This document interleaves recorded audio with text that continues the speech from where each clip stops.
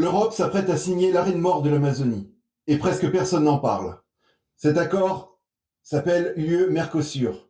Signé en décembre 2024, validé par Bruxelles en septembre 2025, c'est le plus grand traité commercial jamais négocié par l'Europe.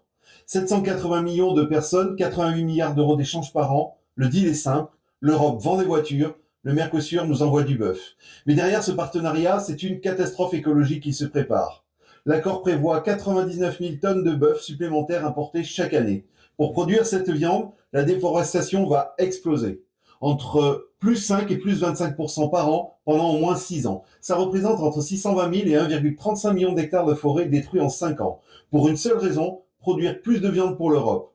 Et ce n'est pas une hypothèse. Aujourd'hui, déjà 75% de la déforestation en Amazonie est causée par l'élevage bovin. Les ONG alertent, Greenpeace parle d'une bombe climatique, la LPO France dénonce une menace directe pour la biodiversité mondiale. Un rapport officiel du gouvernement français conclut que le coût environnemental dépasse largement les bénéfices économiques. Même Emmanuel Macron disait qu'il s'opposait. Aujourd'hui, silence. Le problème est encore plus grave. L'Amazonie approche d'un point de bascule irréversible. Les scientifiques sont clairs, si 20 à 25% de la forêt disparaît, elle ne pourra plus se régénérer. Elle se transformera en savane. Aujourd'hui, 17% ont déjà disparu. Le Mercosur va accélérer ce processus. Certains chercheurs parlent d'un effondrement possible avant 2050. Et pendant ce temps, l'Europe importe plus de viande produite avec des pesticides interdits chez nous, sans traçabilité claire, alors que nos agriculteurs respectent des normes strictes et disparaissent.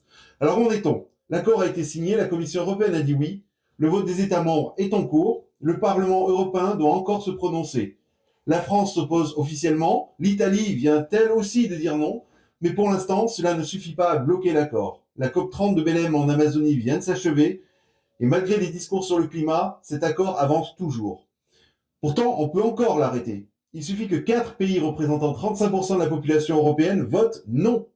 L'Amazonie n'a pas de seconde chance. Nous non plus.